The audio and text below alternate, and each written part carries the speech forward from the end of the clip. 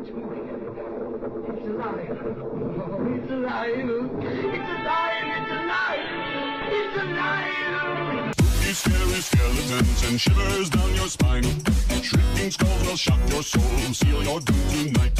Spooky, scary skeletons speak with such a screech. You'll shake and shudder in surprise when you hear these zombies shriek. We're so sorry, skeletons, you're so misunderstood.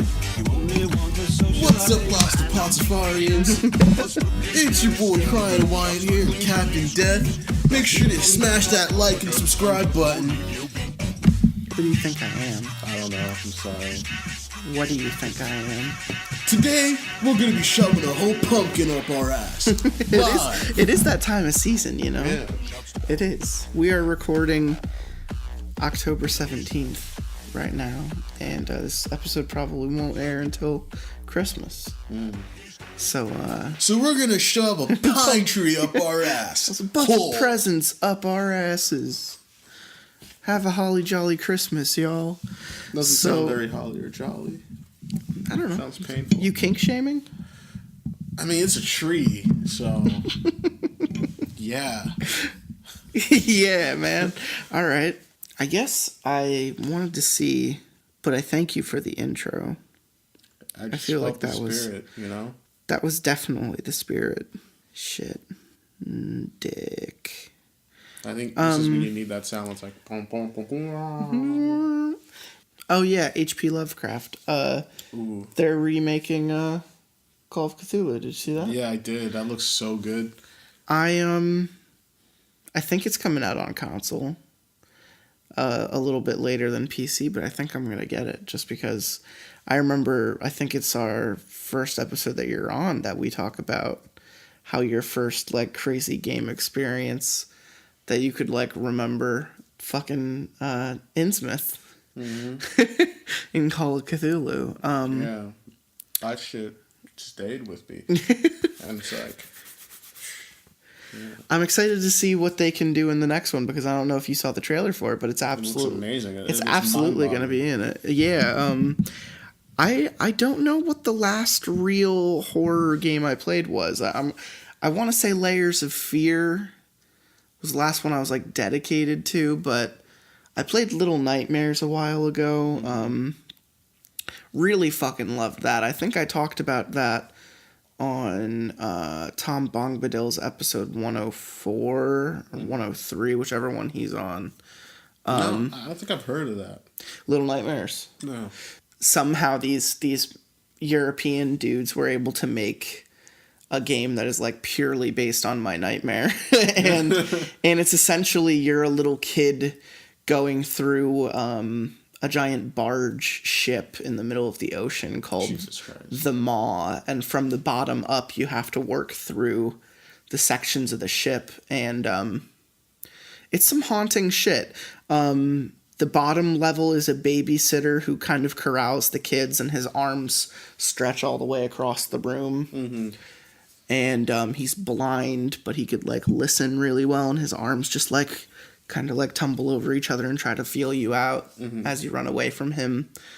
And the second level is it turns out that when the kids get sick or when the kids are fat enough, he kills them and sends them to the cooks, and the cooks put them into food like meat pies.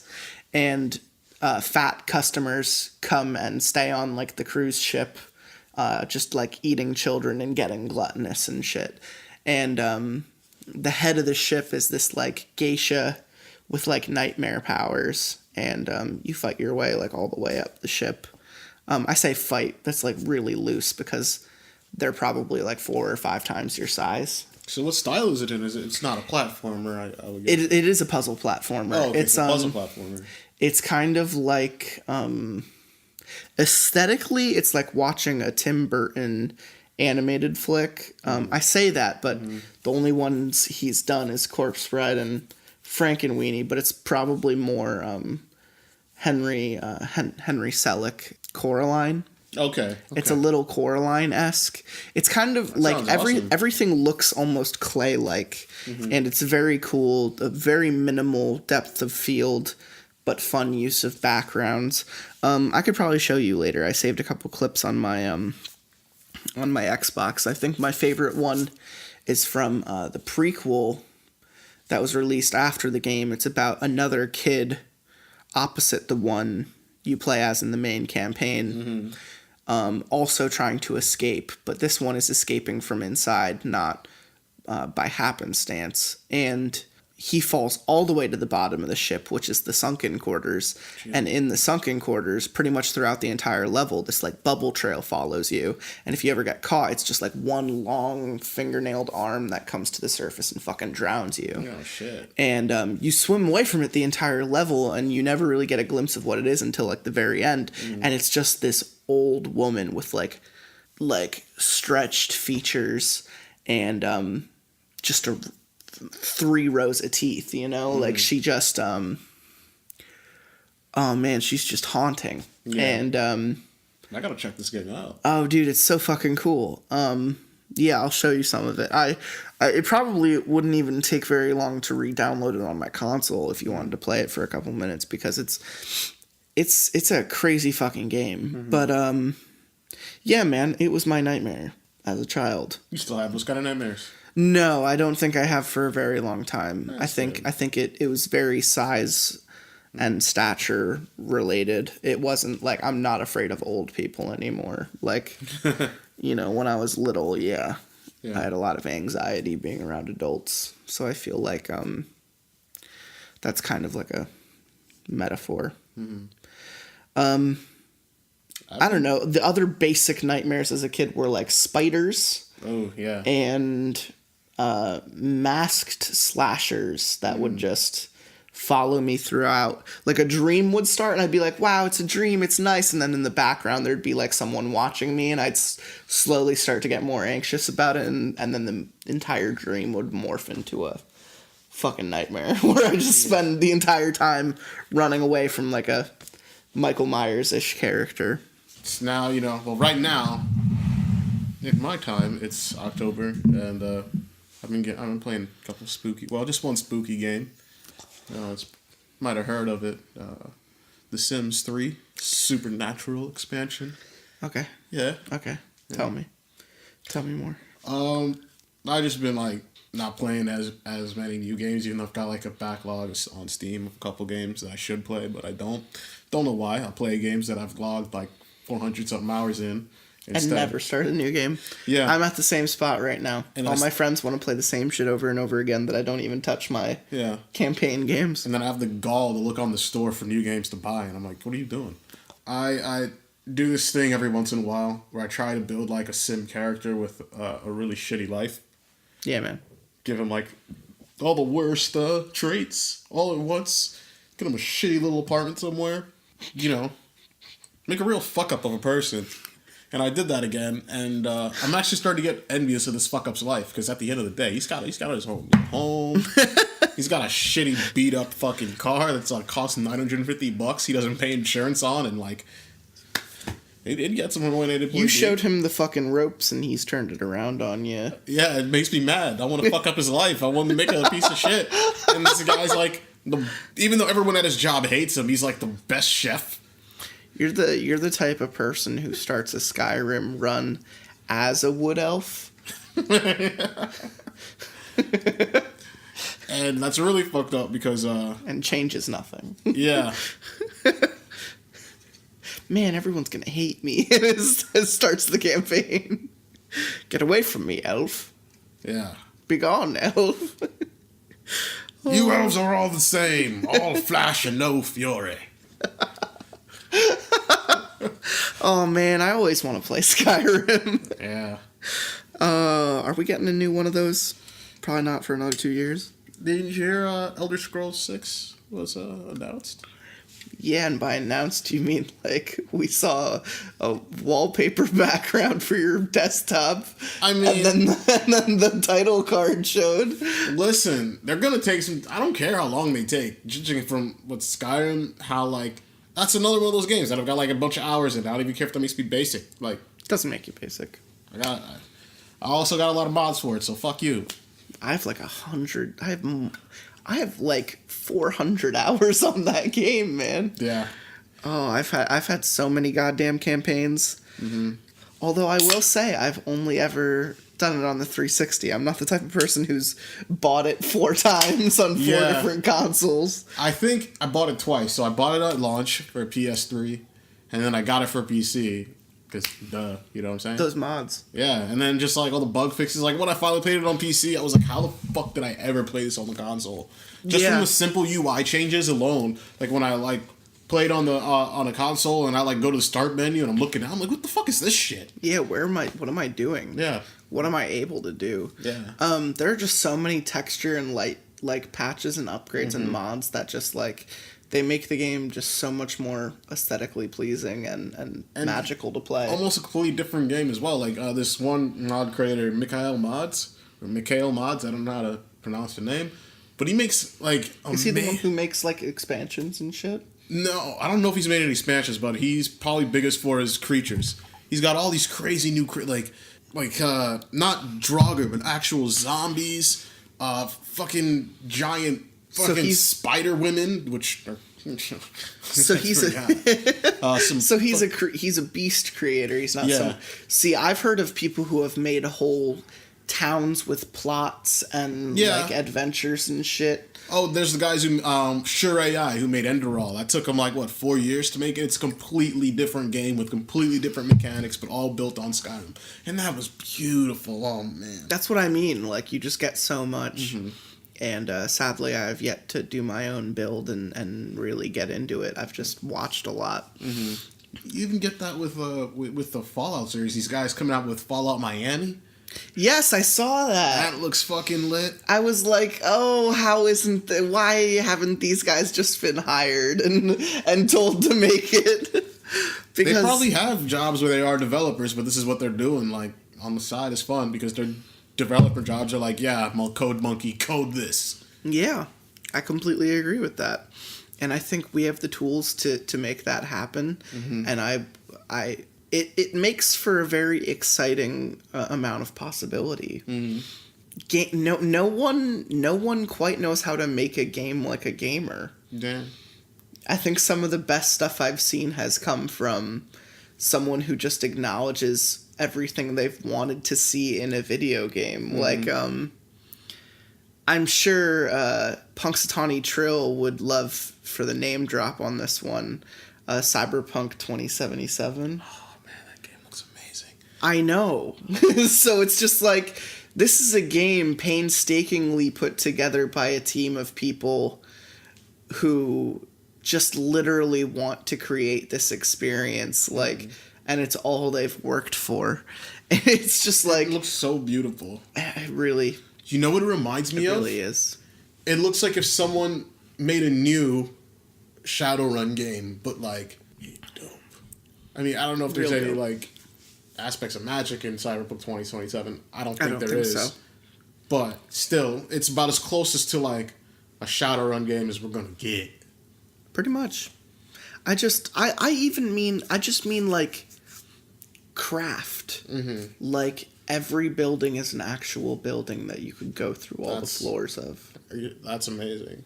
Like that's what an open world game should be. Every character has a path that has something to do with the system of the game.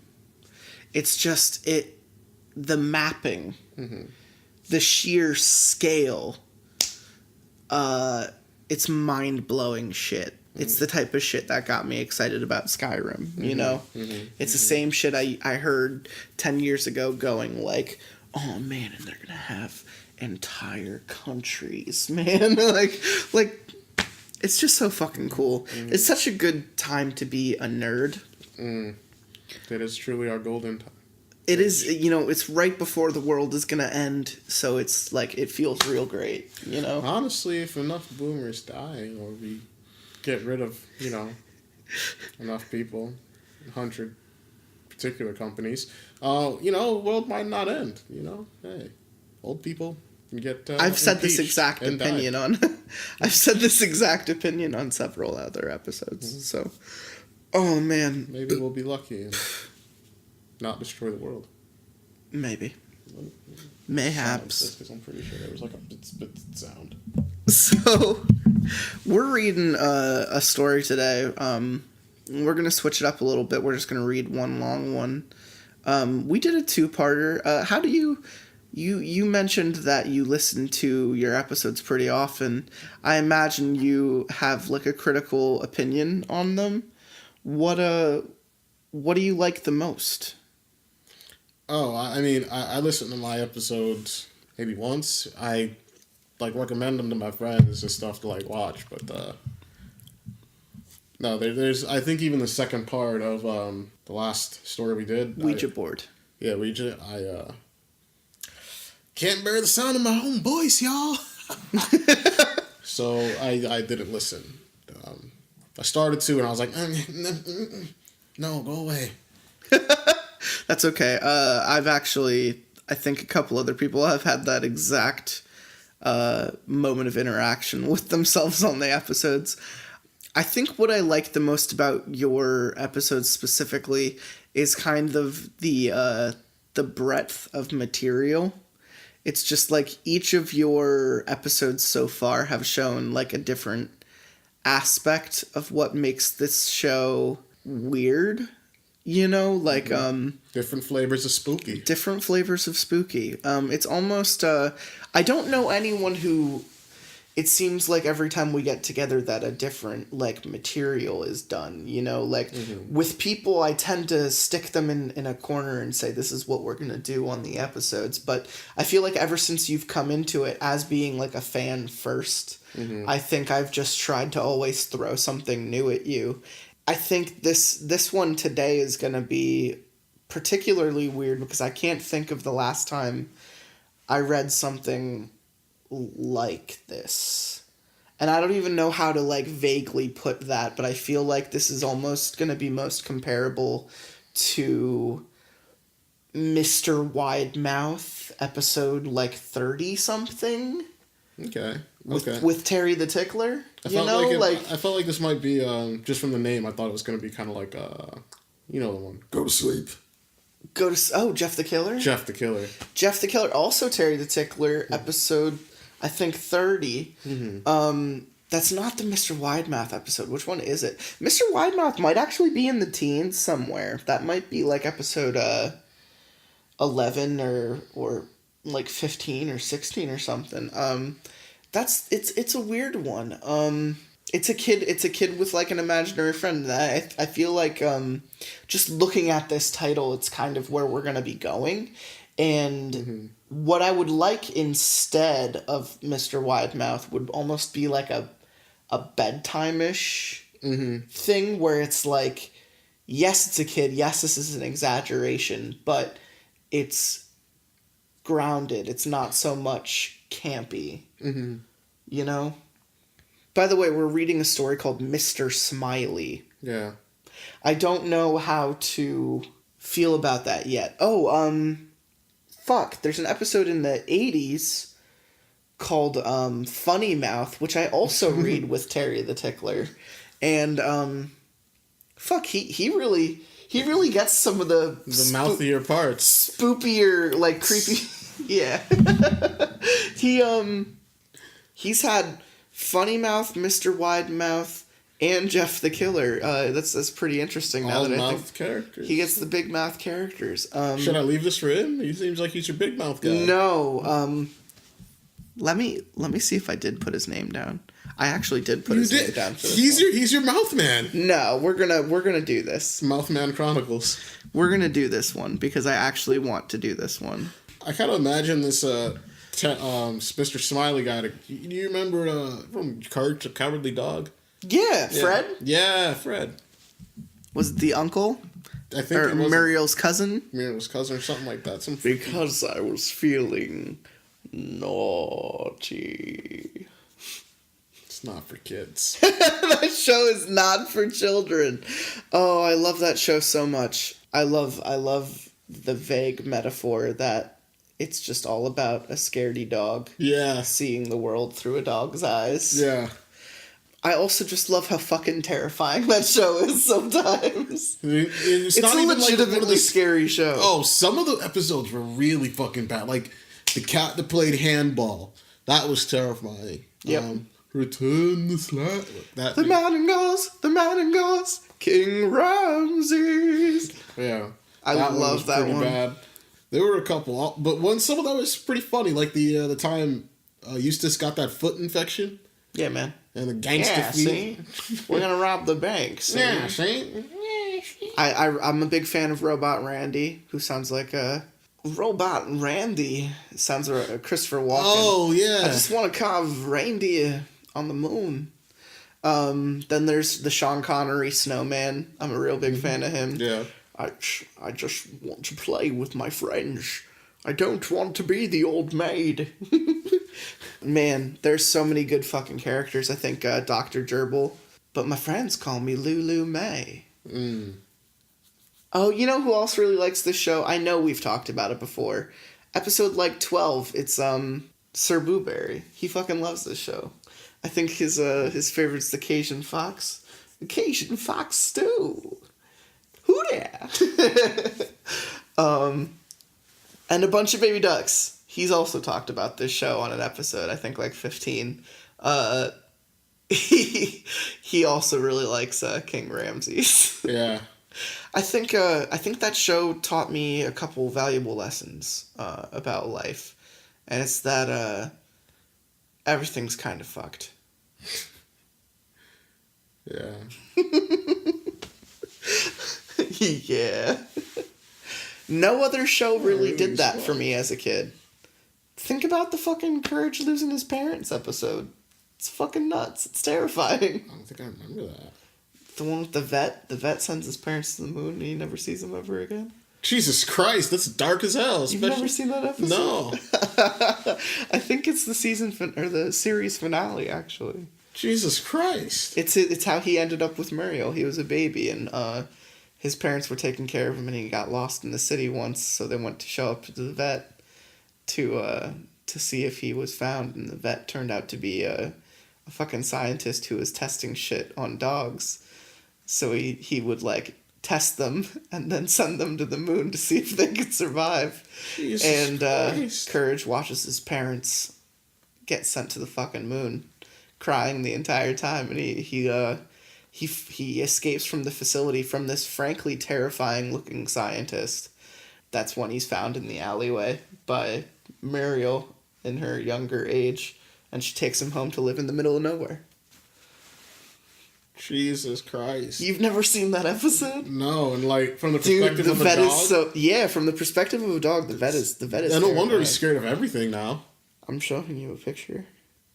This dude was fucking nuts, man. Dude was terrifying. Jesus Christ. That's why he's afraid of the vet. I mean, all dogs are inherently afraid of the vet, I think. But that guy, he looks like... So many fucking scary episodes. Try to paint a picture for you guys. If you were to get Dr. Eggman... Or Robotnik. Robotnik, there we go. Dr. Robotnik, but Pingus. 45 years older and with a beard. Yeah. That's kind of what this guy That's looks kind of what the vet looks like. Yeah. It's almost Jagged exactly teeth. what he looks like. It looks like you know that he has some sort of Eastern European accent just by looking at him. Mm-hmm. Did he in the show? No, I think he just spoke in garbled yells and old man language. It was very terrifying. So he's from the South. Okay. Kind of. Oh man, Mr. Smiley, what's your impression of this story? What do you think we're gonna get up to? Someone's gonna get fucking bitten. That's what you go to? Yeah. Mr. Smiley is gonna bite somebody. This is probably going to involve a child because this sounds like a child's, what a child would name something. Imaginary friend. Yeah. I feel like, so Channel Zero is going on right now. I talk about it all the fucking time. What that? Channel Zero is the show that they made on Sci-Fi based off of creepypastas. Oh, shit. Each season is a different creepypasta. Oh, shit. You didn't know this? No, I did not. Such a good fucking show, man. I need to make a fucking SCP show. Season 1 was Candle Cove. Season 2 was No End House. Mm-hmm. Season 3 was the Search and Rescue Park Ranger Stories. Holy shit. And Season 4 is The the one happening right now is called, the story it's based on is, I Found a Hidden Door in My Cellar. We've read each of them. Yeah, they all sound... Dude. Candle Cove I read on episode 10, No End House I read on 19, The Search and Rescues I've read on all the early Django episodes leading from 4 to somewhere in the 30s or 40s, I think. What's this? Patient Zero? What's this called? Channel Zero. And season 4 right now is probably the coolest fucking season they've done yet, because it's about essentially what happens to an imaginary friend after you stop believing in it. And yeah, maybe, but this one's a little bit more literal. It's almost like Inside Out had a nightmare baby. And in Inside Out, it's, what's his fucking name? Bing Bong. That scene is heartbreaking in that Pixar movie. But Pretzel Pete, or whatever the fuck he's called in Channel Zero, is absolutely nightmare-inducing. So Dude. He... How could I have been sleeping on this show or something? Oh, I'll show you the trailers. It's quite a fucking show. I actually own the first 3 seasons, and shit. The 4th one is happening right now. They aired the first episode on the first day of October as like a freebie for whoever wanted to watch it, and then they're doing episode 1 through 6 because it's just a 6-episode miniseries every season. They're doing all 6 days leading up to Halloween every night, leading up to the 31st. So they're starting on the 26th and doing all 6 episodes all in like 1 week. And I'm so fucking pumped because the first episode that they aired early was some of the best visual horror storytelling that I've seen in a very long time. You want to get into this shit? Yeah. And remind me after this to show you Channel Zero. I definitely have to, because that shit, that's a... Because I could especially if it's 4 seasons long, I know when I'm going to be fucking... It's also only... It's like watching a 6-hour-long movie. Hell yes. Each episode is 45 minutes to an hour long, and there's only 6 per season. It's like watching 3 creepypasta movies. I mean, I was coming over for something to, like, binge over a long time, but this will satisfy the hole in my heart. It will also satisfy all spooky Halloween vibes that you need to feel. Because they each... It's almost like they each take after a different director. Season 1 is very almost Shyamalan-esque. It's very not sure if it's the main character hallucinating or if it's actually happening. Season 2 is very Italian horror. It's very aesthetic. It's very art house. It's a little more metaphorical than literal. It fucks with you, and it's like It Follows. You know? Oh man, that's a good. Yeah, No End House has those kinds of vibes. If you remember the story. I do not. A haunted house that's rooms change with your fears. Season 3, it's called Butcher's Block in Channel Zero, but they take the stairs in the middle of the woods and kind of make an entire story around it. So it takes after the search and rescue stories, but it's mostly a individual single story about sisters who find stairs in the middle of the woods, and it's very H.P. Lovecraft cosmic horror, which is really great because they take some of the imagery from the search and rescue series and they make it work in a completely different way for the TV show.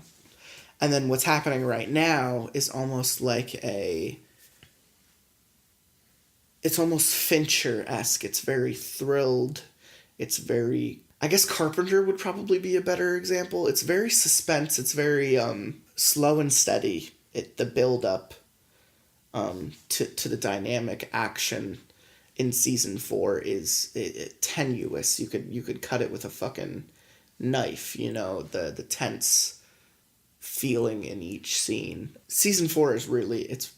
I've only seen 1 episode and I can already tell it's going to be like the best fucking season, you know? It's just one of those things. And it's happening right fucking now, so by the time people listen to this episode, it'll already be done. So go check that shit out, because I don't know if we're going to get any more seasons. Each season, I think, goes down in viewership, but the seasons just keep getting better. So for me, it's tough to support the show when it's probably on life support. Go peep that. Save the show. Don't be sleeping on it like me. I mean, I share it with everyone. I feel like anyone who comes on the show who hasn't heard about it, I end up talking about it, so I've been spreading it as Just much as I fucking can. Yeah, I've... pay your boy. He's been plugging your shit. So I've been dating Thotimus Prime since episode 100. You like her name, don't you? I know you don't, but I like it. So I'm just like, at the same time, like, I'm both expecting that, but expecting more. I don't know what, like... It's a very complicated feeling. It is. I understand. So Thotimus Prime, she, it took me 100 episodes to find a girlfriend. That's the joke. See, y'all, it works. Just start a podcast. There are 52 weeks in a year, and I got her just in under 2 years, 100 episodes. So Nice. So ever since we started dating, it's gonna look like 7 weeks, but I don't record. I don't record that often. So to the viewers, it looks like 7 weeks, but it's actually been 3 months. And I've already shown her like all of Channel Zero because she never heard of it. And whenever we hang out, we just watch. We watched like 2 or 3 episodes and got through the entire season, and are now waiting for The rest of season 4. Yeah, season 4 to actually like start. Dude, shit's nuts. And they're doing like an imaginary friend thing right now, so I feel like this story is just perfect for the occasion. Well, hell yeah. By then, I'll have seen it, and if I don't feel like my voice is clawing at the chalkboard in my ears, I'll listen to this, and I'll be like, yeah, man. Yeah, me, fuck yeah, This shit's dude. finally out, dude. Because that's my inner monologue voice. That's what that hand symbol means. I know y'all can't see it. Shaking it. He's doing the choo-choo train. Mr. Smiley from Reddit No Sleep. Also, I feel like I haven't mentioned it in a couple episodes. We're really fucking stoned. And I recommend you get some Mr. Smiley in you Is that what it's called? right now. Is that what the kids are calling it in the streets? Because Mr. Smiley sounds what like the kids call ecstasy to me. Oh. What?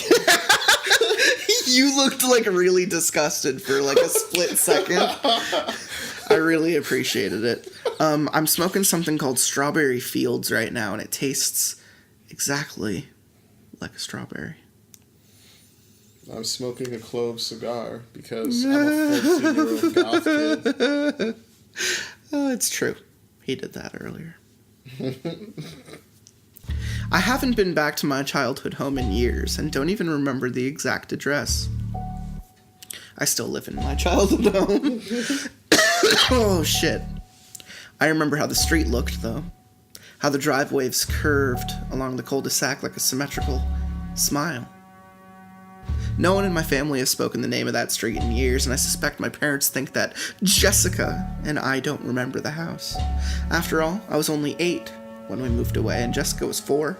Practically a baby. Actually, that's 4 years more than a baby. Yeah, that's 1 year That's a before significant school. amount of time. It's been 2 decades. I'm now 28, and Jessica is almost 24, and finally finishing college. She didn't know what she should major in at first. Who does, am I right? Her college is across the country, but we still try to call and text each other as much as possible. The other night she called me out of the blue when I was already in bed. I picked up because I was worried there had been some kind of accident or emergency. Instead, I could hear loud music in the background, and Jessica sounded drunk. Ellie! She yelled, using the childhood nickname my family used to call me. Do you remember Mr. Smiley? I just remembered how we used to play with Mr. Smiley all the time. What happened to him? Before I could respond, she laughed and hung up on me. Rude. My mind raced. Jessica had never ever brought up Mr. Smiley before. I had always assumed that she was too young to remember him. The next day I called her after work. Hey Jess, do you remember calling me last night? She groaned and sounded hungover, even though it was already 2 p.m. her time. I was at a party, she said. Why would I call you? Well, you did. I continued, unnerved. And you mentioned something about our old house. You talked about Mr. Smiley. Who the fuck is Mr. Smiley? Jessica asked. What a stupid name. Anyway, I need to shower and somehow make it to class before 3. Oh, poor you, I said. I've been up for the past 10 hours already, slaving away in my cubicle. Whatever, she said. I gotta go. Love you. No, that's sweet. Always in the conversation. Love you. It's been a week and I can't get the conversation with Jessica out of my head. What conversation? She said, who the fuck is Mr. Smiley? I've tried to talk about it again a couple of times, but she just gets annoyed and tells me that she doesn't remember saying anything like that. I know that if I brought it up with my parents, they would get angry with me. After all, they've spent 2 decades avoiding the subject. And none of my friends would believe me, so I guess I'll just post about it here for you folks. We moved into the house shortly after my mom gave birth to Jessica. It was our first real house, and after having lived in a string of apartments for my earlier life, so my parents were pretty excited. The house was modest, 3 bedrooms, a small front yard, and a backyard patio. Jessica and I shared a bedroom, and the other room was used as my dad's office and as the guest room. The house was arranged so that there was a long hallway that led from the front door all the way to the back of the house. It almost felt like you were passing through a train corridor. Our room was in the very back of the house because my parents felt like it was the safest. We had one window, looked out on our backyard patio. I remember when I first started seeing Mr. Smiley standing on the patio and looking into our room. I called him that because he had large, bulbous, round head, almost like that of a smiley face sticker. It was too dark to see his actual face in detail, but I could make out the faint shadow of a smile. He stood with his hands in the pockets of his jacket, just looking into the bedroom. When I saw the strange figure standing outside our window, I screamed for Daddy right away. He ran into the room and I was hysterical. I had even woken Jessica up and she was crying loudly. When he looked outside, though, no one was standing in our backyard. My parents chalked it up to an overactive imagination. They brought me over to sleep in their bedroom and put Jessica into the travel crib. Don't worry, I remember my mother saying reassuringly. Daddy searched the whole backyard. Nothing was out of place at all. No one can get to you. Even though I was only 5 years old, I had a sense that this wouldn't be the end of it. And unfortunately, I was right! Foreshadowing. Foreshadowing. How do you feel about Mr. Smiley? He had a big round head and sometimes smiled. That ain't no good. That ain't no good standing outside. That ain't no good. I don't like that, Mr. Smiley. He doesn't strike me as a good I don't like fella. what he's about. I don't like what he does. Fuck him. I really don't like that he stands outside the little girl's windows. Yeah. That's not... I don't know if, It's not where anyone should be, much less misters. I agree. Yeah. I agree. The weird thing about Mr. Smiley is that he only appeared in the window when Jessica and I were alone together in the room. If my parents were around, I could rest assured that I wouldn't see him. Every time my mom told me to go to the room and play with my toys, I felt the same drop in my stomach. I knew that as I sat on the bed and took out my plastic tea set, I'd see that shadow in the room, in the window. First I told my parents when I saw Mr. Smiley. Mr. Smiley was right outside before lunchtime again, I'd say, and he was there last night, watching Jessie sleep through the window. It was weird. It was weird. Our father went outside to check the backyard with a flashlight and a baseball bat. The first 4 or 5 times this happened, but after that he just told me to go back to bed, kiss my forehead, and shut the curtains. I tried to tell him that I could see the shadow of Mr. Smiley's head, which scared me the most since it seemed to rest on an impossibly thin, long neck. Daddy just sighed and tucked me into bed. I think that's always like the worst part. It's not just the boy who cried wolf syndrome, but it's the lackadaisical ignorance of parents ignoring like the fear of a child. Yeah. It's not so much he's doing it for attention. I don't think it has to be about tone. You know, like if a kid was physically describing an unsettling feeling to their parents. I feel like the right parents would probably never get lazy and give up checking. You know, like Yeah. I feel like the ignorant chalking it up to a child's imagination is almost. Well, it's a plot. It's a plot device. Otherwise, It absolutely is. Yeah. I didn't want to say it like a stereotype, but it's absolutely a mechanism in creepypasta stories Yeah. that And in any I horror, can really. never really. That's it. even with like Depending on what you're talking about. pretty much any horror that involves like children seeing ghosts or something. The parents never believe the kid at first, and it's always like, You're right. what kind of. No, who has that kind of imagination? Like, how special do you think your little fucking snot-nosed shit is? They're psychic, or ghosts are appearing to them. That's about it. Just fucking believe them. I feel like Poltergeist operates on like a different frequency because the parents almost like immediately believe their children. Yeah. I think that's like one of the only situations I can think of where that's not the case. We'll leave the light on, he says. No, don't, I protested. I had the sense that if we left any light on in the room, Mr. Smiley could see into the room and watch our every move. I overheard my mother and father talking one night in the kitchen. She's just acting up because of the new baby, my mother said. It's normal behavior. I talked to Cheryl about it, and she said that a girl, Emily, she did the same exact thing. Started crying about being afraid to sleep alone just so she could get the attention. Daddy sighed. I figured as much. I guess we just can't put up with it. Or it'll keep happening. And that's when I knew my parents wouldn't believe me about Mr. Smiley. I was on my own.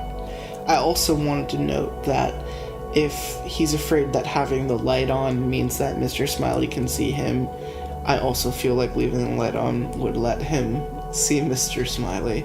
And that also sounds like a no-no. Yeah. After that, I got used to the shadow outside my window, and came to realize that Mr. Smiley wasn't going to come in and hover over my bed in the middle of the night.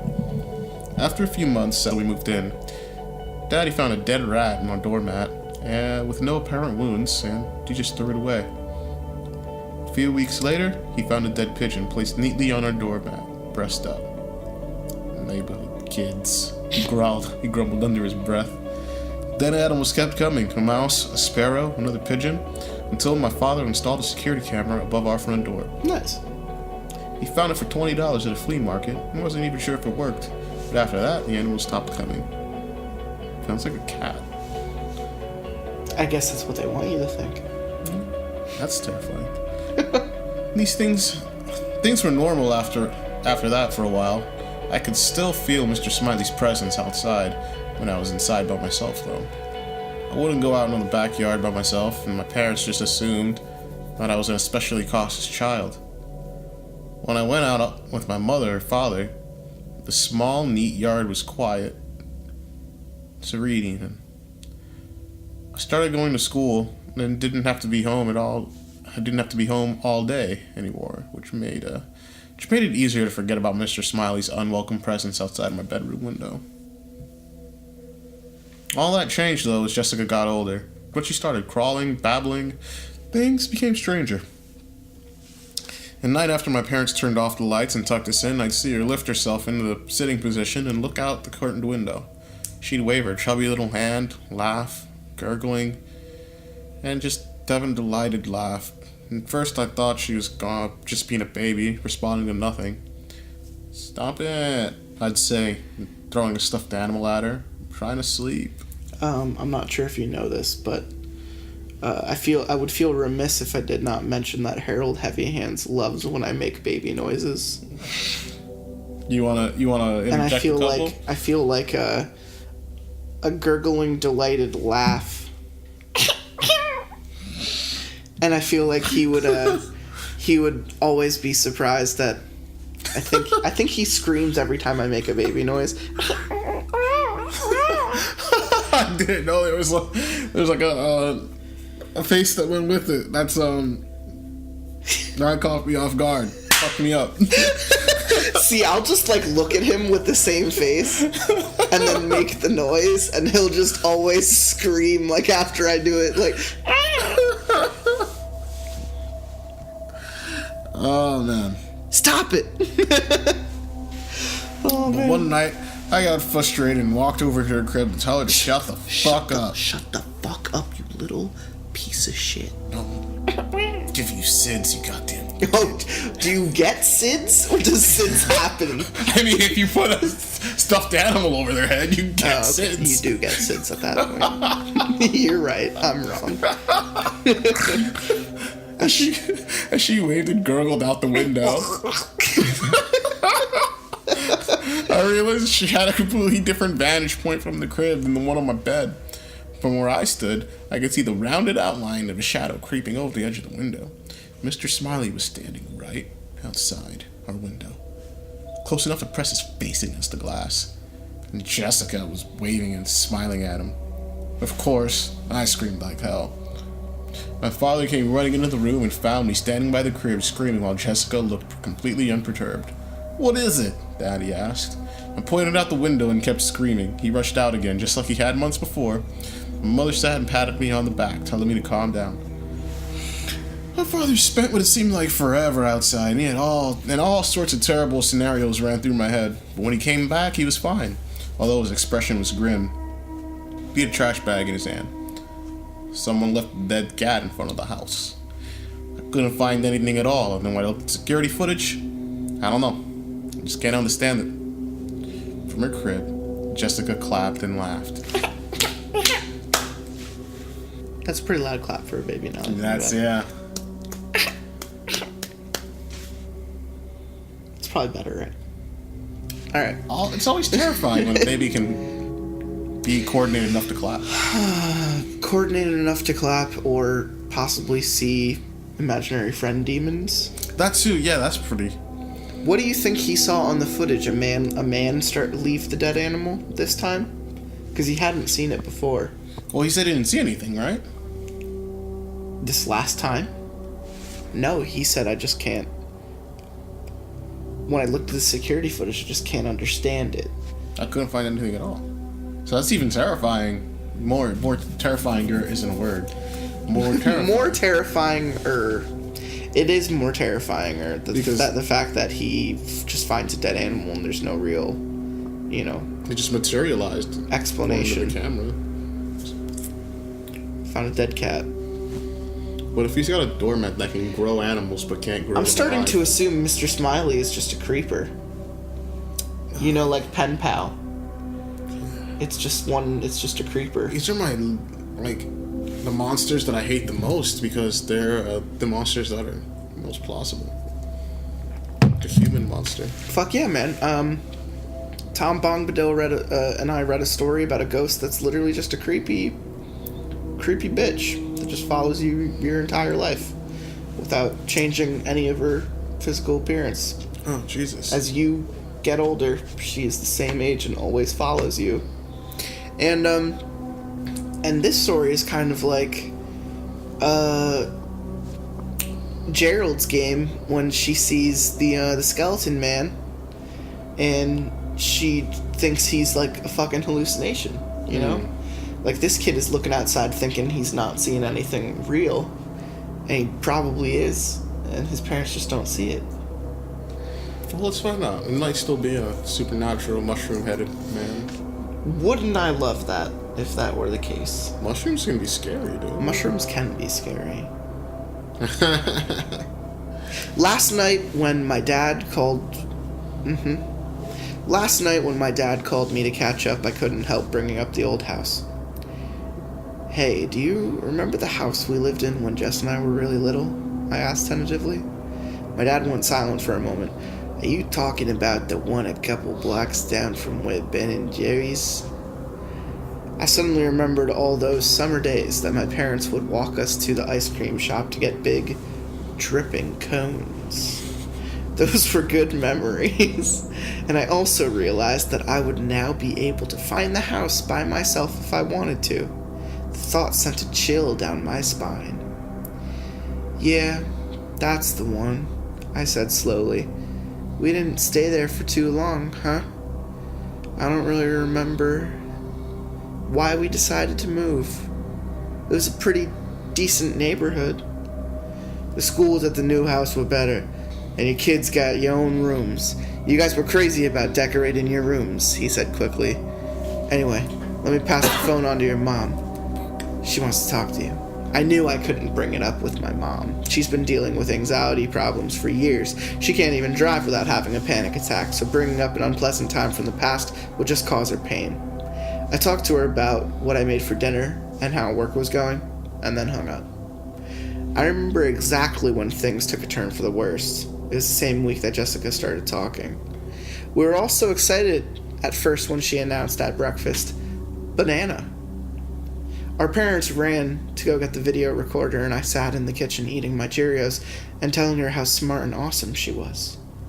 I remember dreaming about how she'd soon be old enough to play My Little Pony with me. Oh no. The bronies. I think this is a daughter. Is it? What's the impression I'm getting? And that we could watch all my VHS tapes of Disney movies together. I wanted to be like the kind of sisters that you saw in TV shows who grew up to be best friends. Over the next week, Jessica quickly added new words to her vocabulary. Mama, Papa, Lily, that was her version of Ellie, my name. Chi, she loved cheese. Fuck, I fucking love cheese. Who doesn't love cheese? Cheese is the fucking I really best. thought you were going to say those in a baby voice. I don't think I can. I'm thinking I sound like fucking Yoshi. Hell no. Or, yeah, like Stitch from Lilo and Stitch. He's a true comrade. It was all adorable until a few days later when we were sitting down for bed. My mother had just tucked us both into bed and turned out the light when Jessica sat up, straight in her crib, pointed out the window, and said as clear as day, Friend. Shh, Jessie, it's time to go to sleep, I said, trying in vain to get her to lie back down, even though I knew she wouldn't be able to sleep a wink for the rest of the night. The way she stared out the window with her sweet, baby smile made me feel uneasy. She shook her head, the little ringlets of her hair falling adorably into her face. No sleep, she said solemnly. Time to play. Even though she'd been speaking in the past few days, we didn't hear her say anything resembling a coherent sentence. Now she was telling me that it wasn't time to go to sleep because she wanted to play. I was torn between pride and being terrified out of my mind. Yeah. Okay, I said shakily. I'll play with you, Jessie. I turned on the light and took my plastic box of Barbie dolls I kept underneath my bed. Carefully, I lifted Jessie out from her crib to carry her to my bed, which was further away from the window. I couldn't help glancing outside, but didn't see any strange shadows in the window. We played with the dolls for what felt like hours. I had my prized Belle doll, and Jessie got to hold onto the prince with the detachable beast head, until Jessie's eyelids started to droop and she fell asleep right on my pillow. I lifted her up carefully and put her back into the crib. Sleep tight, Jessie, I said. I left the lights on all night. The same thing happened the next night and the next. Each time we were put into our beds, Jessie would say something about how it was time to play and mention her friend. Each time, I'd pull out my dolls and play with her. On the fourth night, though, sleep deprivation had caught up to me. I'd been falling asleep in class, and my teacher, a red-faced woman with frighteningly large feet, had told me to shape up. When Jessie told me that it was time to play, I shook my head. No way, Jessie, I yawned. I'm going to sleep. Jessie play with friend? She responded, her eyes big and round. The way she said it made me shudder. But I ignored my uneasy feeling, and after all, she was just a baby. So what if she said she had a friend? I walked over to the window one last time and looked out, and there was nothing there. Satisfied, I went back to my bed, crawled under the covers, and promptly fell asleep. In the middle of the night, I awoke to the sound of Jessica giggling. I groggily pulled myself up to snap at her, and then froze. Behind her crib, the curtains of the window were rustling from the wind. Somehow, the window had opened in the night, even though it only opened from inside. And even more chilling was the fact that in her crib, Jessie had both the Beauty and the Beast Barbie dolls. The the same ones that I kept stored underneath my bed at all times. "Jessie play with friend," she said. People always think that stories like this escalate and keep getting worse. They always think it's like in the movies where the family starts to experience something weird and hurriedly moves out within a week. It wasn't like that for us. At all. When the first window incident happened, I told my parents, but they didn't believe me. "Don't open the window like that, Ellie," my mother scolded, eyes wide with fear. "It's dangerous, my God." My father did the same thing, and he mentioned dead animals that were still showing up on our doorstep. "There are people who are sick out there. You understand me?" he said. I was only 6 years old at the time, and so I imagined the kind of people dropping off animals at our door.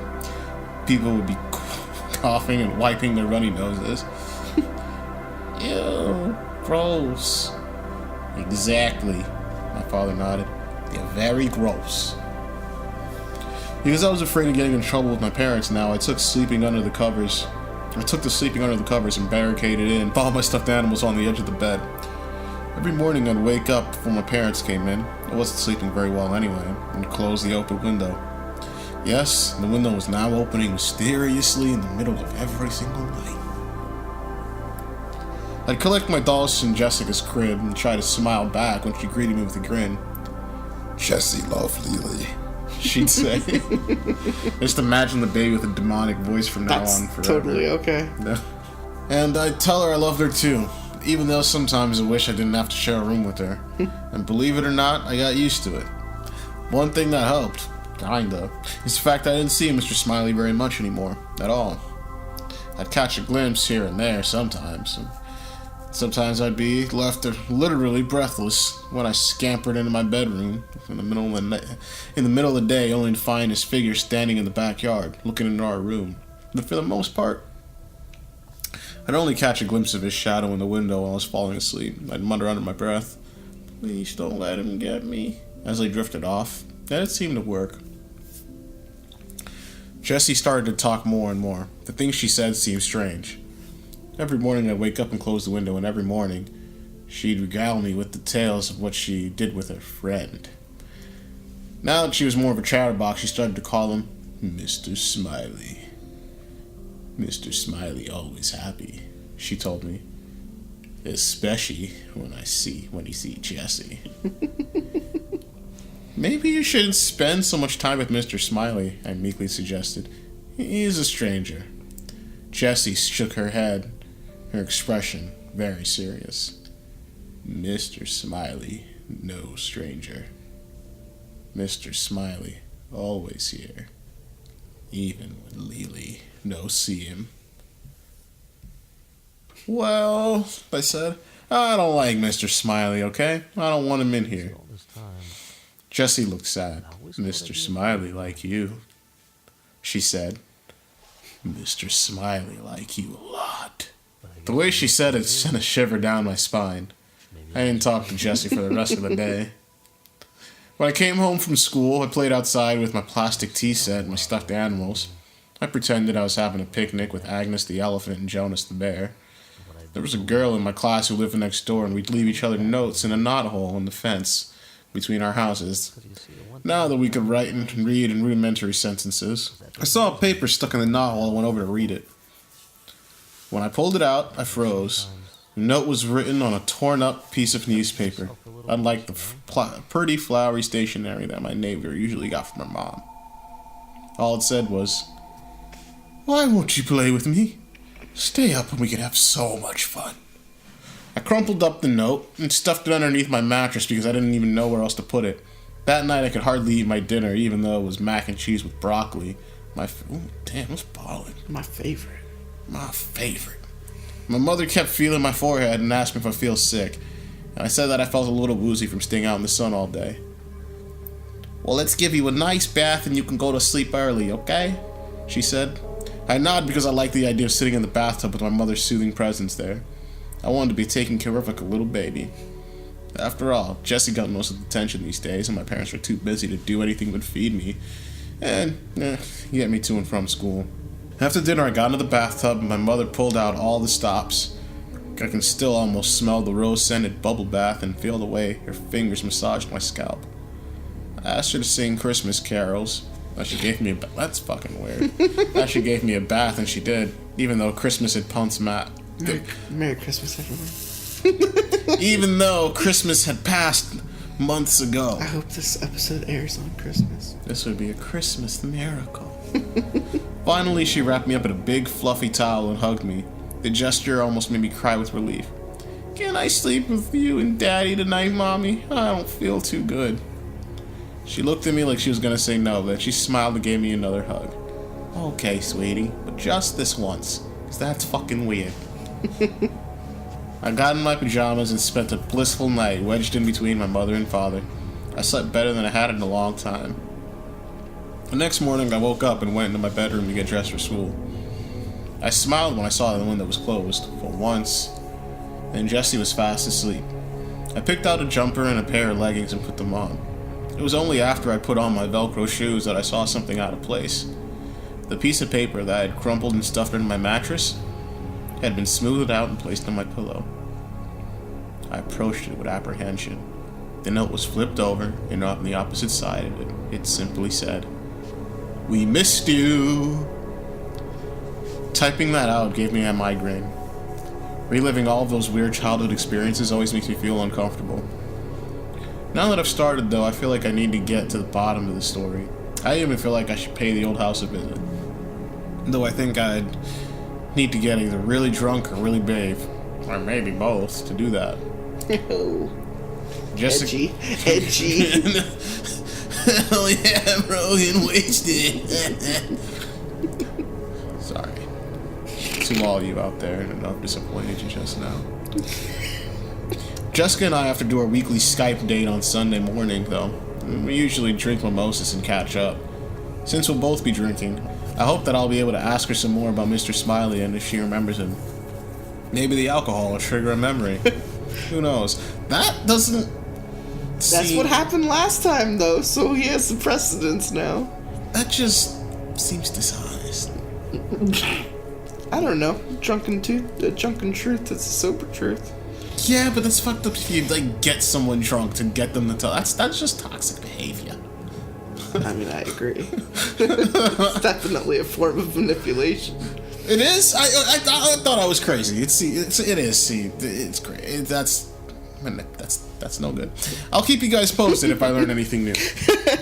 So, I still think this is going pen pal. I still think this is gonna be like an actual person that, you know, the parents maybe never see, but they catch on to later. I think I'm holding out for Supernatural because... You're a magical person. Well, he didn't appear on the camera. And he doesn't know the camera was there. Yeah. Could have also just kind of threw it. But I also am just a magical person. You are a magical person. I choose to take that as a compliment. No, fantasy. You are a fantasy fan. I'm a fantastical man. I'm a fantasy man. Jessica and I had our Skype date yesterday, and it was a little strange. To give you some background, Jessica and I had been pretty close, and not at all creeped out by each other. Haha. Since she got to high school, and we actually found that we had things in common. So now that baby sister's all the way across the country in sunny California, we get online on Sunday mornings, her time, order Chinese food, drink mimosas, dink mimosas, or beer, and chat about our weeks. It makes me feel... Baller. Yeah, it makes me feel like we're so close even though we can't afford the plane tickets to visit each other. Yesterday's Skype date started normally enough. Jessica was telling me about her one summer school class she almost done, thank God, and some guy she made out with at a bar. Aren't you too old for that kind of stuff? I teased her, and she swigged down a bottle of beer. We actually ended up getting a six-pack of Guinness each. You should settle down and get a nice boyfriend. She snorted. Whatever, you hadn't had a boyfriend in years. Yeah, but I'm not about bars every night making out with randoms. We kept chatting back and forth like this until we were both 3 or 4 beers in and almost done with our takeout. I was feeling a little buzzed, and Jessica was definitely starting to giggle and sway at everything. Hey, Jess, I said. Can we talk about Mr. Smiley? Oh my god, she groaned. Why do you want to keep talking about him? We got rid of him, isn't that enough?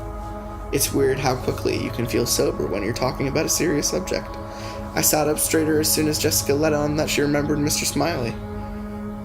What are you talking about? I asked carefully. The last time you mentioned him, you asked me what happened to him. Well, yeah, she said, nodding and giggling. I don't know exactly what happened to him, but I know that Daddy got rid of him. When? I asked, trying to keep my voice from trembling. Right before we moved to the new house, silly, she said. When he found out that Mr. Smiley wouldn't leave us alone. I tried to get more information out of this, but she had gotten bored with the conversation and moved on to how scared she was about graduating in the job market. I calmed her down and then got off the computer feeling a little sick and overall just sleepy. I think I have to start talking about when it was my father actually. I think I have to talk about when it was that my father actually seemed to start believing me. That was a fucking sentence. That was yeah. It took a long time, months of me begging to sleep in the room with my parents, months of showing them my toys upended in the morning. My parents are great people, but I think that to them it really did look like I was throwing a tantrum because I wasn't getting enough attention anymore. And at this point, the dead animal gifts had stopped appearing on our doorstep, and as far as they were concerned, our problems were over. But then I got smart, for a 7-year-old at least. I started sleeping in my parents' bedroom and insisting that they take a look at the state of the room before I went to bed, and then checking on it the first thing in the morning. At first, my father was skeptical when he saw my dolls and stuffed animals crammed into Jessie's crib. Did you get up in the middle of the night and do that? He demanded. No, I shook my head. I was in bed the whole time. The next day, I made sure that my parents knew I was in bed the whole night. I told them that they could watch me, which they originally laughed off. I even said that they could stay up and listen to Jessica's baby monitor just in case they could hear our toys being moved around. Unbeknownst to me, my father left a tape recorder running next to the baby monitor to see if he could capture any noise or movements. When he woke up the next morning, I was still asleep, but he checked on our room first, saw the stuffed animals disturbed on my bed, and the dolls in Jessica's crib, and went back into the master bedroom to listen to the tape recorder. I could still remember waking up to him shaking my mother and I awake saying, "Wake up, someone was in the house, she's not lying." Terrifying. He was holding Jessica in his arms and looked terrified. What happened? What did you hear? I asked. My mother shushed me and told me to go into the master bedroom bathroom. They locked the door and I could hear their hushed voices outside as my father replayed the tape. Though I couldn't quite hear through the door, I could only hear bits of the conversation as I pressed my ear against the door. Should we call the police? My mother asked, her voice shaky. I don't know, Karen. My father said. He sounded agitated. The window was locked. I just don't understand how anyone could get inside like that. It makes no sense to me. I just don't understand it. In the end, my parents did call the police, who came and couldn't find any signs of breaking and entering. I remember sitting in my bedroom and watching the two officers come in, listen patiently to the tape recorder, and investigate our bedroom. They came out and told my parents that they didn't have any other advice other than to reinforce the window more and to maybe set up a video camera in our bedroom. My parents nodded and thanked them for their time. For a long time after that, my parents set up the baby monitor in our room, but moved Jessica's pack-and-play crib to their bedroom. We all slept in the master bedroom, and my father monitored the baby monitor feed every morning. The first few days, there was no activity whatsoever. On the 5th day, though, my father woke up and checked the recorder as usual. It was lying in bed with my mother when we heard it, the unmistakable sound of things being violently thrown around. My father grabbed a baseball bat from underneath the bed and rushed out of the master bedroom, instructing my mother to lock the door behind him. We waited for what seemed like forever, my mother clenching the phone in her hand while holding me and Jessica close to her. I cried in fear while Jessica laughed and clapped her hands. "Play," she said. "Time to play." When my father finally opened the door again, he looked shell-shocked. We all went to check out the room. My clothes and toys were strewn everywhere. Even my books had been thrown onto the floor. Jessica's crib was perfectly untouched, though, except for a note on the pillow that read, "Give her back to me." "We have to do something about this," my father said, his voice shaking. "We have to get rid of this, whatever it is." My mother nodded in agreement. I tried texting my father today to ask about Mr. Smiley and how exactly he got rid of him. Had he called the police again? Or something? I thought that maybe he'd be more willing to talk about it via text, but he hasn't responded at all. Wait, let me amend that. He has responded, but changed the subject completely every time. I think I have to go back to my old house to check it out. Maybe the neighbors know what happened. After all, the girl next door, I think her name was Maribel, was a kid too, and she had a little sister just a year younger than Jessica. Perhaps our nighttime visitors stalked all the children in the neighborhood. I'm bringing my coworker and friend Dan with me after work. I'm definitely not stupid enough to go by myself. I'll let you guys know what happens next. That, I gotta say, that was a good move. That was a good move.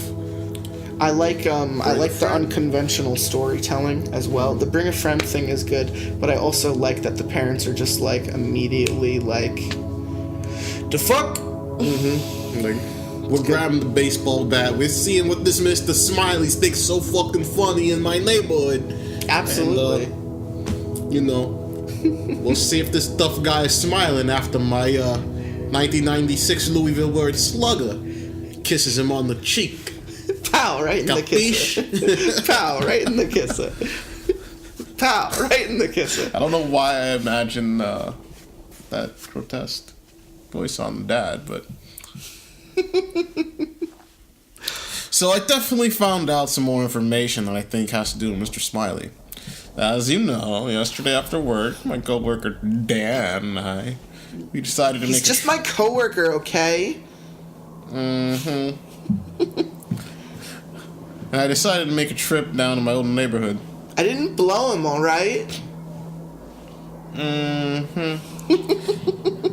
He's the only person I've ever told about the Mr. Smiley business. And I thought he'd be more open to it. He's a big horror movie buff. And actually is the person who introduced me to No Sleep. As I suspected, he was completely on board with my idea and 100% into me. He even wanted to bring a tape recorder and condoms. And the Polaroid camera to document our visit. And a couple other things. And I immediately nixed it because it seemed invasive and weird. Yeah, not a first date activity, dude. Not a first... Come on, man. He drove over to the neighborhood right after work and looked as calm and peaceful as ever. Someone had painted our house pale buttercup yellow, which made it look even less threatening. Dan and I went over and knocked on the door. A woman about my age opened it with her little daughter right behind you. "Can I help you?" she asked, smiling wildly. "Yeah, I used to live here when I was little, and I just want to stop by and see the house again. It looks lovely." "Oh, yeah, thank you. I've been here for a couple of years now, and I absolutely love it." The little girl beside her nodded shyly. I didn't really know what to say since they seemed legitimately happy and calm. Dan and I just stood there and nodded dumbly for a moment, murmuring, "Oh, good, it's great to hear. Oh, wow." The woman beamed back, oblivious to my inner thoughts. "It's such a beautiful house. I knew it felt like home the moment we saw it." Suddenly I remembered one of my other reasons for being there. "Do the Steins still live next door?" I asked. I used to play with their kids all the time when I was little. Love to stop by and say hello. The woman's smile faded, just a little. She was like, "Yeah, they still live here." She then lowered her voice. "They've always been a little odd. You know, after what happened." This intrigued me. Beside me, I could hear Dan perk up. Here was something that actually might provide answers at last. "Actually, I don't," I said. Do tell. Yeah. Trying to keep my tone light and vaguely interested. We moved out when I was only 8, and I didn't really keep in touch with them after that. I remember playing with Maribel and Anna all the time, though. "Well, you see," the woman said, lowering her voice, "that must have been around the same thing that their younger daughter, Anna, disappeared. Maybe that's why your parents moved out." I was shocked. I stood there for a moment before asking the question that popped up into my mind. "Did they ever find out what happened?" The woman shook her head. "I don't know exactly what happened since it was so long before we moved here, but I hear that even the police were baffled.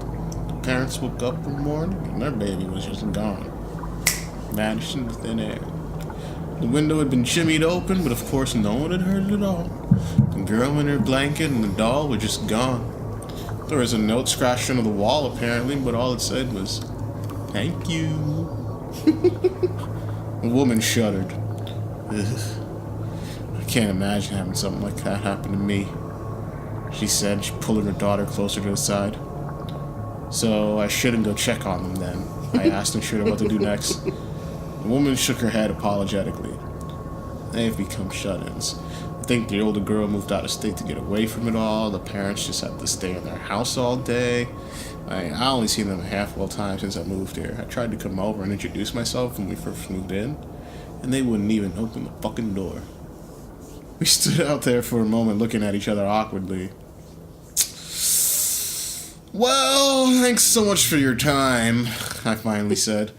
It's nice to see the old neighborhood again, even if things changed. After that, Dan and I just went back to the car in silence. We drove for a bit, and he let a loud exhale. Damn, he said. I thought you was kidding about that creepy shit that went on. It looks like there's something weird going on here. I sighed.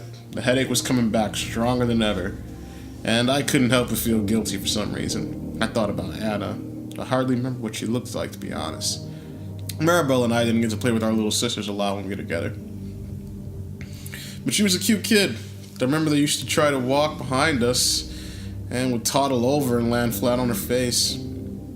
I still don't know what the hell's going on, though, I said. I felt more lost than ever. After the incident, where our room was pretty much torn apart, my father and mother became almost militant, keeping an eye on both of us. I wasn't allowed to carpool or walk to school with friends anymore. My mother changed her work schedule so she could drop me off and pick me up every single day. Jessica used to be dropped off at daycare, but my parents started dropping her off at her grandparents' house during the week. Even though it meant that my father had to drive an additional 30 minutes each way on his commute. And they started house hunting. I thought they said they started hunting. I was like, damn. Damn, they're going looking. And they started house hunting. This is a period I all remember well because after work, my parents would often load us up into the car and we'd go off into new neighborhoods and look at houses. I'm not sure how often that happened. It felt like it was daily, but that can't be right. But during this entire time, our room continued to be ransacked regularly by a nighttime visitor who left no traces of breaking and entering. Obviously, Jessica and I continued to sleep in our parents' room every single night. My parents didn't really let us go into our bedroom anymore. One day I went in my father's drawer in the guest room while looking for a red pen to complete one of my drawings for class, and what I found in the drawer made me gasp. Inside was a pile of newspaper notes that my father had put into a folder titled, "For the Police." They were all notes from Mr. Smiley that I assumed had been left on our bedroom and found on my father. I flipped through some of them, feeling a pit of dread in my stomach as I read them. Give me back the girl. I will not give up. Come out wherever you are, Jessie. She belongs to me. And then I found one that was completely in a different handwriting. It had been written by my father on my father's yellow legal pad paper, and was in his familiar loopy cursive. What do you want from us? You're never gonna get my baby girl, so tell me what it is. That'll make you go away. Underneath was a small note written by Mr. Stanley's familiar chicken scratch handwriting. I want to own that purity. When I own that kind of purity, I will make it mine. I will make it mine! I want to own that purity!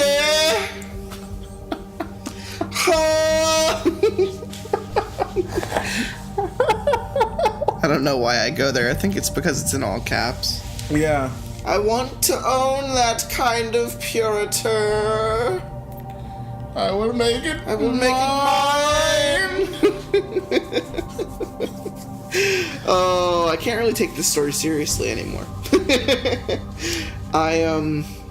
Unless they introduce a final part twist that sucker punches me in the dick. Honestly, dude, I think I see where this is going. Alright, dog. Let's get into it. It's the Hamburglar. It's the Hamburglar! Wouldn't that be the fucking ending, though?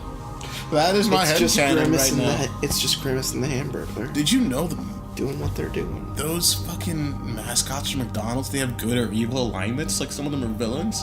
Grimace is a villain. Oh, absolutely he is. He's a giant fucking purple chicken nugget, my friend. I didn't find that out until, like, maybe 2 weeks ago. And I was like... He doesn't want to be eaten. All the kids want to fucking eat him. Of course he's going to be a bad guy. He's going to punch all those little kids. Yeah, that's exactly what he does.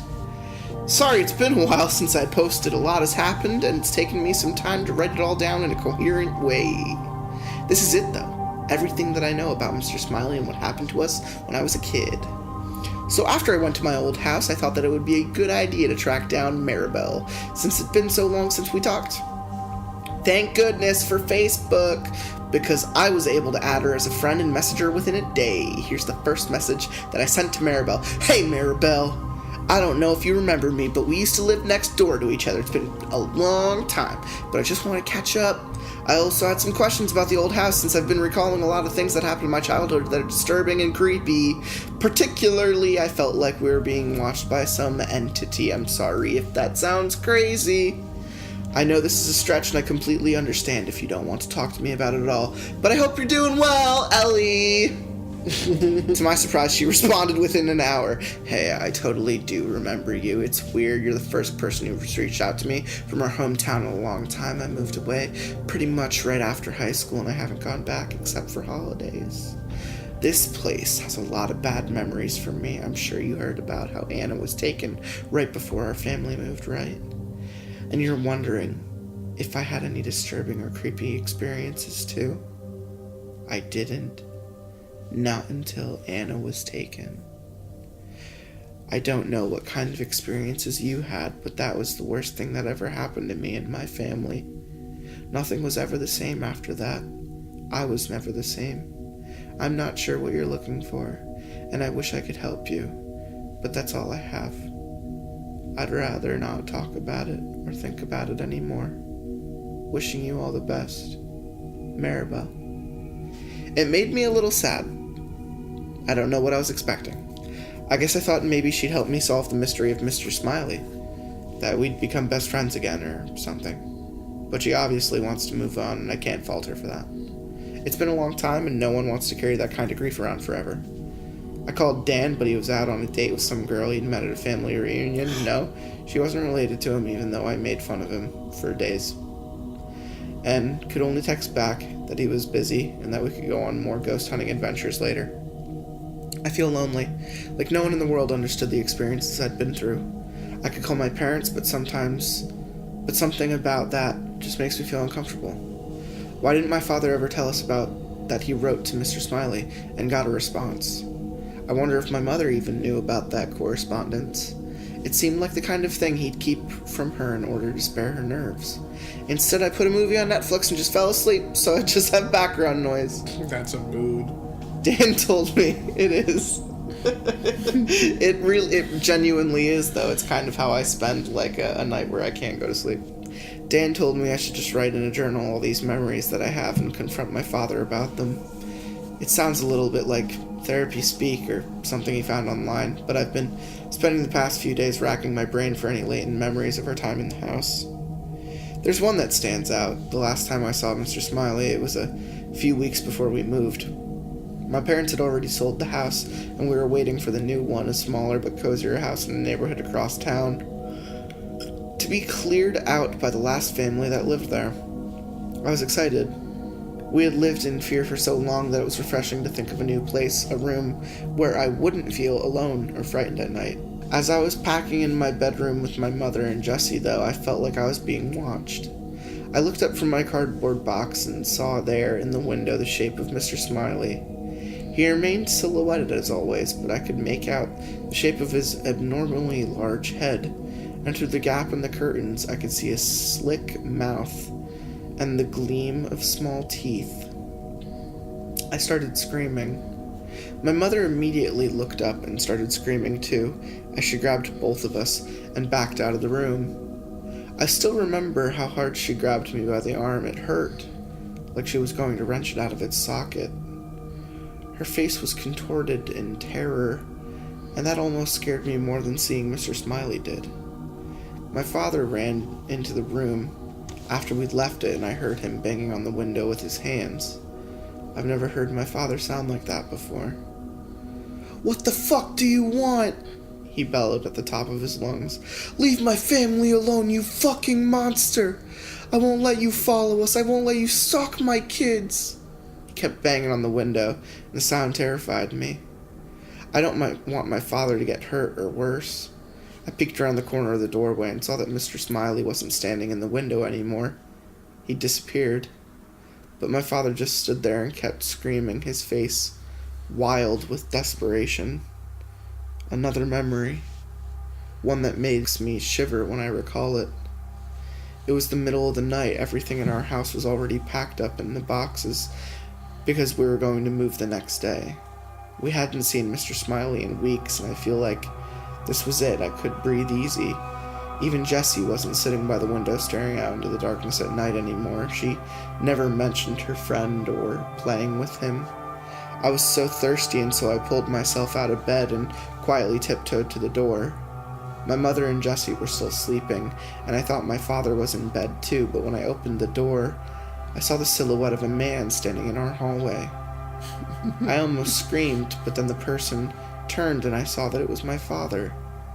He didn't look right, though. Something about him scared me. He was fully dressed. He even had shoes and a jacket on. In his hand, he held a screwdriver. And when he looked at me, it was as though he couldn't really see me. "Daddy?" I whispered. And behind him, I could see that the door to the room was cracked open. I knew there was nothing in there but Jessie's old crib. I thought I heard a rustling from the room, and a muffled little girl's laugh. But that couldn't be right. Jessie was fast asleep in the other room. I saw her there. Is there someone in our room? His eyes snapped back into focus, and he reached behind him and pulled the door closed with a click. "No, baby," he said. Then he knelt down and pulled me into his arms. He hugged me a little too tightly and buried his face in my shoulder. And when he spoke again, it sounded like his voice was breaking. "I love you and your sister so much, you know. I would never let anything bad happen to you." "I know," I said. "I love you too, Daddy." He straightened up. I thought I saw him wipe at his eyes. Then he picked me up, even though I was too big, and carried me back to the master bedroom, where I promptly fell asleep next to my mother. The next day, we moved away and never came back. That was a last act twist that I actually really liked. Yeah. Anyway, after I wrote down those memories, I called in sick to work the next day. I pretty much laid around on my couch and drank Gatorade because even the concept of eating made me feel nauseous. I kept thinking about what Maribel wrote to me. Nothing was the same after that. I was never the same, and I kept wondering what her life would have been like if Anna had never disappeared. Would they be super close like Jessica and I were? Would they Skype every Sunday and save up money for months to visit each other for girls' weekends? The thought was unbearable. Finally, after spending all day pretty much moping around and emailing Dan what I'd written, I mustered up the courage to call my parents. To be honest, I was pretty relieved that my mother picked up instead of my father. "Mom," I said quickly before I could lose my nerve, "I need to talk to you about something. I went back to our old house the other day and I heard something. I heard that the Steins lost their little girl right around the time we lived there. Do you remember her, Anna?" "Yes," my mother said. Her voice was cautious. "I remember her. She was younger than Jessica." "Isn't that sad how she went missing?" I pressed on. "Don't you remember that happening?" "I'm not sure," she said. Something in her tone sounded off. "It was all so long ago." "I think you do remember," I said, feeling emboldened. "And I think Dad knows a hell of a lot more than he's letting on. I need to know, Mom, did he have something to do with Anna's disappearance?" I heard a gasp on the other side of the line, and then my mother's voice came back, steely and hard. Steely and hard. Steely Oh. and hard. Ellie, your father loves you. And your sister more than anything in the world. He would do anything for you. How dare you accuse him of something so terrible when he's always been there for you? I didn't accuse him of anything, I said. And you didn't answer my question. It was all so long ago. She repeated, her voice tired now. It was all so long ago. Why can't you leave it in the past? Are you hungry? Did you eat today? Did you eat dinner today? I got lasagna. She just kept repeating the same thing. And so I eventually apologized for upsetting her and hung up the phone. That was all I needed to hear. I feel shaky, but I've been doing a lot of thinking since my conversation with my mother. Her refusal to speak about that night in question makes me feel sick in my stomach because I can feel all the disparate pieces of my memory clicking into place, and I can see them clearly now. I think of how the window in Anna's bedroom was broken, even though the window in our bedroom had never been broken when Mr. Smiley visited.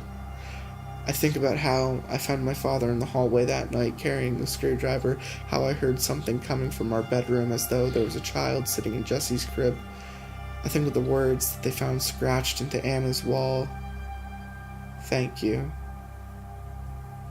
And then I think of the desperation on my father's face that last night we saw Mr. Smiley, how he banged on the window and screamed like a wounded animal backed into a corner.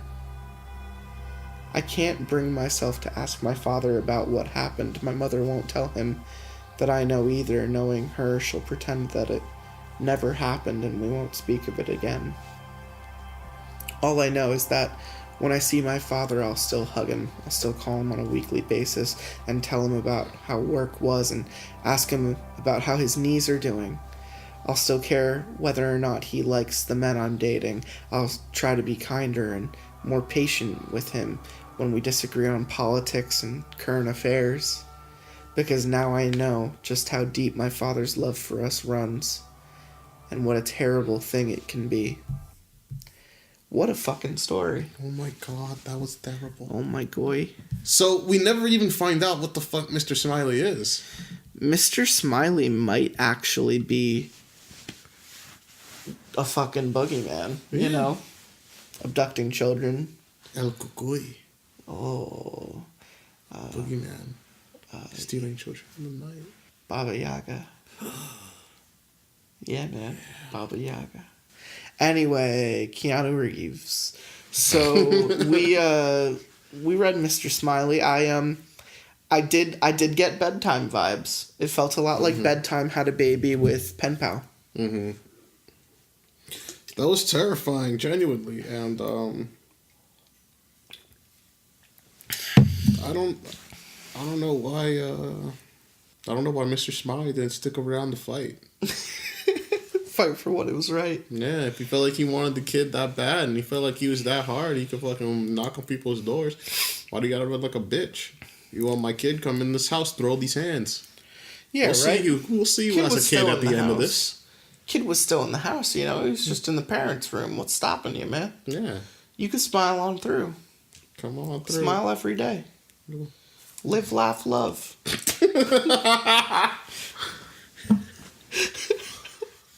Alright, lots of Pastafarians, if you enjoyed this episode, make sure to hit that like, make sure to smash that subscribe button, yo. Make sure you tick notifications so you can stay up to date with all our new... Take all the drugs, fuck all the bitches, fucking kill yourself. That's honestly really great advice. Remember, folks, it's getting cold out there. The nights are getting longer. Think about wearing those turtlenecks. Lots of neck warmth. You know, nothing keeps you warmer than a couple burning bridges. Holy shit. You're so right. Nothing keeps you warmer than the fucking hatred in your soul. Mm-hmm. Oh, well, this was episode 107 with Cryin Hawaiian. I hope everyone has a good night. Yeah. Remember, folks. Look out your windows tonight. Mm-hmm. If there's someone out there, tell him to go fuck himself.